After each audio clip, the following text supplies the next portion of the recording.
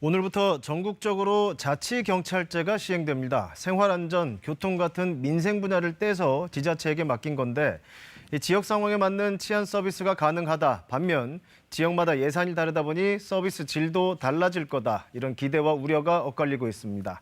정지주 기자가 짚어봤습니다. 경찰이 창설 76년 만에 큰 변화를 겪습니다. 자치경찰제인데요. 오늘부터 전국적으로 시행이 됩니다. 검경 수사권 조정에 따라 비대해진 경찰 권한을 줄이고요. 지방분권을 활성화하려는 취지입니다. 반년간의 시범 운영을 거쳤습니다. 이에 따라 경찰 업무는 자치와 국가, 수사 업무 이렇게 3분화가 됐습니다. 특히 자치경찰은 주민생활과 밀접한 생활안전, 여성, 청소년 또 교통 같은 분야를 맡게 됩니다.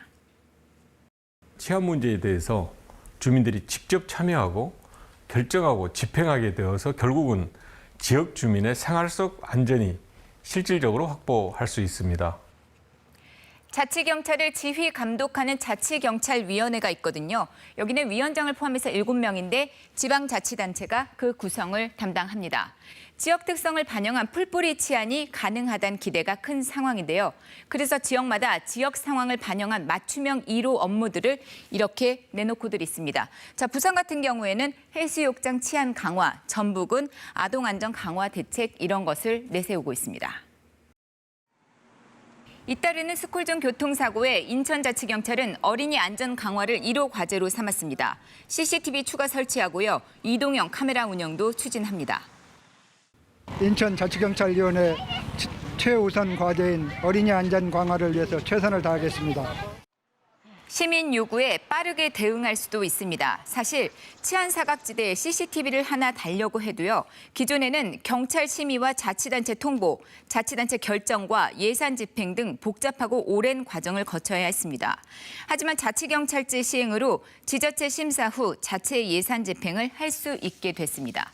신속한 대응이 가능해진 거죠. 하지만 우려도 적지 않습니다. 무엇보다 예산입니다. 이거 지자체마다 재정 상황이 다르거든요. 예산 부족으로요. 치안 서비스의 질이 떨어지게 되면은 자치경찰 양극화도 우려가 되고 있는 상황입니다. 경남자치경찰은 안전한 통학로 조성을 1호 사업으로 정했습니다. 3년 계획 사업에 필요한 예산이 243억 원입니다. 하지만 당장 쓸 수 있는 돈은 39억 원뿐이라죠. 전국자치경찰위원회가 비슷한 상황이라는데 이거 대책이 시급하다는 지적 많습니다. 교부금 일부를 자치경찰의 어떤 사업을 위해서 돌리는 거 이런 것들은 얼마든지 가능하다고 보여지고요. 자치경찰위원회 대부분이 남성위원 중심으로 구성돼 있다. 이 점도 개선 사항으로 지적이 됩니다. 전국시도 자치경찰위원회 위원이 모두 126명인데요. 이 가운데 여성위원이 25명에 그쳤거든요. 그리고 현장의 혼선도 우려가 됩니다. 이론적으로는 경찰 업무가 나뉘었으니까 지휘권도 이렇게 나뉘었겠죠. 하지만 경찰 업무를 이렇게 딱 잘라서 구분하기가 쉽지 않습니다. 누구 지휘를 받을지 애매할 때가 생긴다는 얘기겠죠.